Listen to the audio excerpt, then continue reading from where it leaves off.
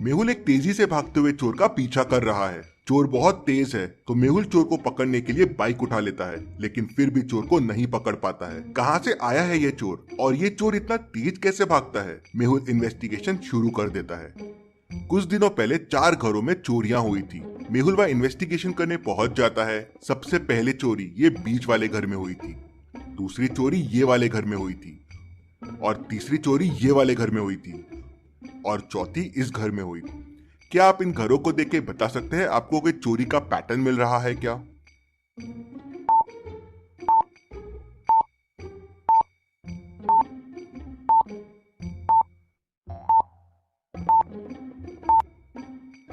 Mehul pattern समझ जाता है। इंटरेस्टिंग। चोर बस सिंगल हाउसेज में चोरियां करता है। चारों हाउसेज नो फ्लोर्स वाले हैं, मतलब वो ऐसे घर ढूंढता है जिनमें फ्लोर नहीं है। मेहुल पहले घर में पूछताछ करने के लिए अंदर जाता है। मेहुल घर के ओनर राज से मिलता है। राज बताता है कि चोरी दिन के समय में हुई। मैं घर में ही था, किसी ने डोर नॉक किया, मैंने डोर खोला तो तेज हवा के जैसे कोई अंदर आया और घर में दौड़ने लगा। उसने घर की चीजें उठाई और तेजी से दौड़ते हुए घर के बाहर चला गया। वो इतना तेज था कि मैं उसकी शक्ल भी नहीं देख पाया। इंटरेस्टिंग, कोई इंसान इतना तेज कैसे भाग सकता है? फिर मेहुल बाकी घरों में भी गया जहाँ चोरियां हुई थी और एग्जैक्टली सेम ऐसा ही हुआ। मेहुल घर के नंबर्स देखता है तो पहली चोरी हाउस नंबर 2 में हुई थी, दूसरी 6 में, तीसरी 8 में और चौथी 10 में। मेहुल समझ जाता है कि अगली चोरी कहाँ होने वाली है। आप इन अगले 4 घरों को देख के मुझे बता सकते हैं अगली चोरी कहाँ होने वाली है?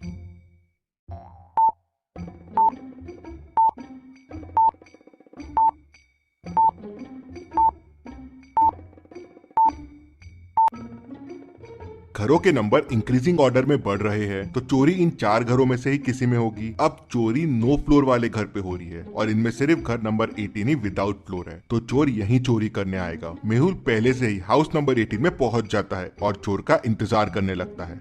शाम होते ही डोरबेल बजती है। मेहुल डोर ओपन करता है तो तेजी से एक आदमी अंदर आता है। फटाफट स्पीड में घर का सामान उठाता है और उतने ही स्पीड में भागने लगता है। इतनी स्पीड कि मेहुल कुछ देख ही नहीं पाया। मेहुल उसका पीछा करने की कोशिश करता है, बाइक से भी पीछा करता है, लेकिन उसे नहीं पकड़ पाता। कौन है ये? कोई एलियन तो नहीं या कोई जादूगर है ये? मेहुल इस बात का पता करने के लिए भूल भुलैया साइंटिस्ट के पास जाता है। ये साइंटिस्ट अपने तक पहुंचने के लिए भूल भुलैया रास्ते बना देता है। आप देखिए और मुझे बताइए कौन सा रास्ता साइंटिस्ट तक जाता है।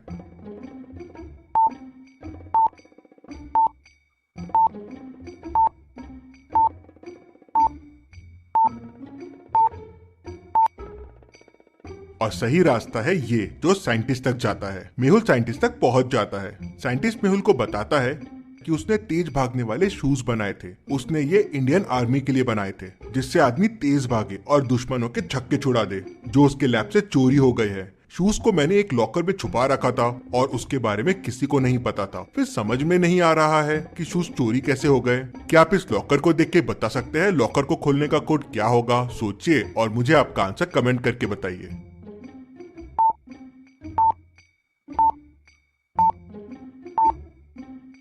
चलिए इसका आंसर देखते हैं। लॉकर के ऊपर एक स्क्वायर है और उसके अंदर एक ट्राइंगल है, तो उसका वैल्यू है 12। मतलब स्क्वायर के 4 कॉर्नर्स और ट्राइंगल के 3 कॉर्नर, तो 4 इंटू 3 हो जाएगा 12। वैसे ही सर्कल के अंदर एक स्क्वायर है, सर्कल के 0 कॉर्नर्स और स्क्वायर के 4 कॉर्नर्स, तो 4 इंटू 0 0। मतलब बाहर और अंदर के नंबर ऑफ कॉर्नर्स का मल्टीप्लीकेशन। तो ट्राइंगल के अंदर एक लाइन है, ट्राइंगल के 3 कॉर्नर और लाइन के 2, तो हो जाएगा 3 इंटू 2 6। कोड 6 से ही तिजोरी का लॉक खोला गया था और चोर शूज लेके भाग गया था। मेहुल साइंटिस्ट से पूछता है, क्या तुम श्योर हो शूज के बारे में किसी को नहीं पता था? तो साइंटिस्ट सोचता है और कहता है, मेरे 5 लैब असिस्टेंट्स को पता था, लेकिन वो तो मेरे साथ ही काम करते हैं। हाँ, लेकिन उसमें से 3 लैब असिस्टेंट नए थे और जो जूता चोरी होने के बाद से गायब है, शायद वो हो सकते हैं। मेहुल सीसीटीवी कैमरे के फुटेजेस देखता है। 3 फुटेजेस को वो बड़े ध्यान से देखता है और समझ जाता है कि किसने शूज चुराए होंगे। क्या आप इन 3 फुटेजेस को देख के बता सकते हैं कौन हो सकता है? सोचिए और मुझे आपका आंसर कमेंट करके बताइए।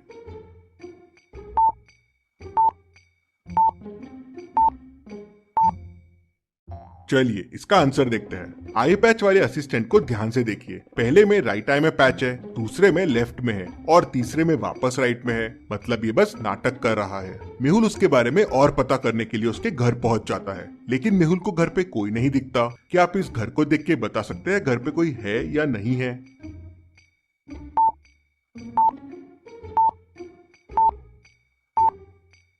ये कैंडल क्यों जल रही है? मतलब घर में कोई है और कहीं छुपा हुआ है। मेहुल यहाँ वहाँ देखता है तो उसे पर्दे के पीछे कोई दिखता है। मेहुल धीरे धीरे उसको पकड़ने जाता है, लेकिन वो मेहुल को देख लेता है और वहाँ से तेजी से भाग जाता है, इतना तेजी से कि मेहुल उसे पकड़ ही नहीं पाता है। ये तो कंफर्म हो गया कि चोरी इसी ने की है, लेकिन इसे पकड़ा कैसे जाए? मेहुल चोरी के पैटर्न के हिसाब से नेक्स्ट घर में पहुंच जाता है और वहां चोर का इंतजार करने लगता है। अब आप पॉज कीजिए और सोचिए कैसे रोका जा सकता है इस चोर को। सोचिए और मुझे आपका आंसर कमेंट करके बताएं। सबसे अच्छे जवाब देने वाले का कमेंट मैं पिन करूंगा।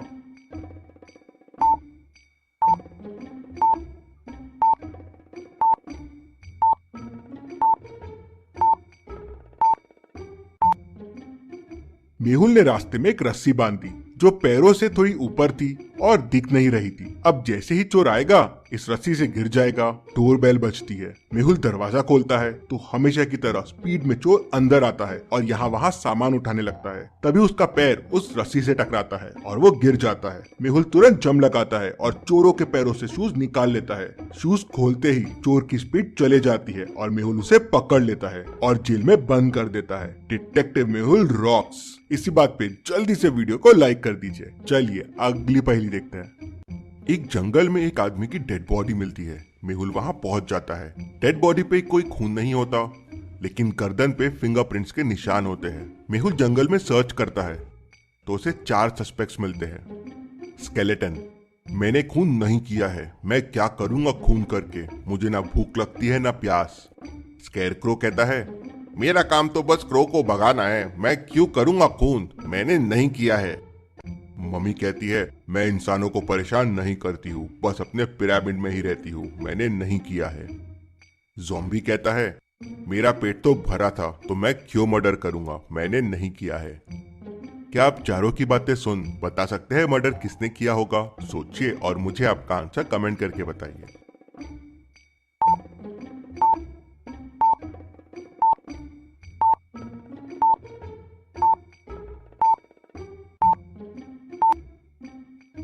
चलिए इसका आंसर देखते हैं। आदमी के गर्दन पे फिंगरप्रिंट्स के निशान हैं।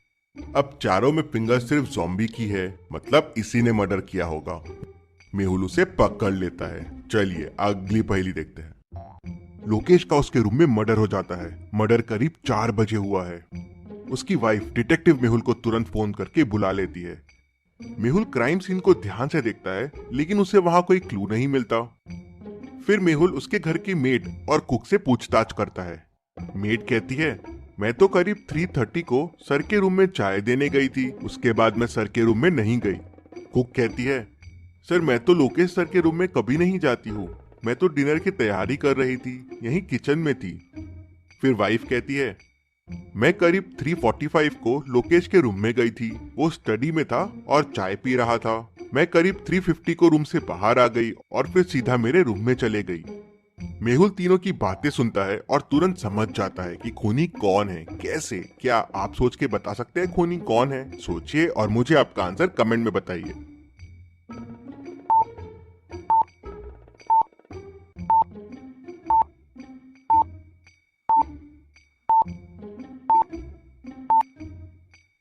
चलिए इसका आंसर देखते हैं।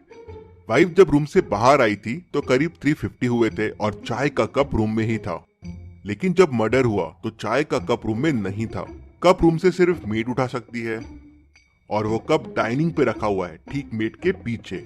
मतलब मेड जब कप लेने वापस गई होगी करीब 4 बजे, तब उसने लोकेश का खून किया होगा। मेहुल उसे पकड़ लेता है। चलिए अगली पहेली देखते हैं।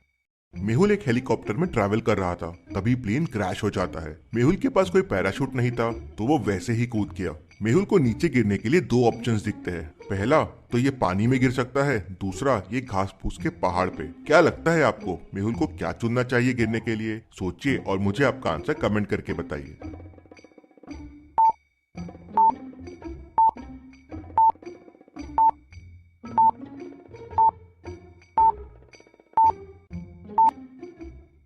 चलिए इसका आंसर देखते हैं। पानी में गिरना बिल्कुल सेफ नहीं रहेगा, इतना ज्यादा इम्पैक्ट आएगा कि मेहुल मर सकता है। घास फूस पे गिरना एकदम सेफ रहेगा, मेहुल गिरेगा और वो दब जाएगा। ऐसी और पहेलियों के लिए डिटेक्टिव मेहुल चैनल को सब्सक्राइब कर लीजिए। Thank you.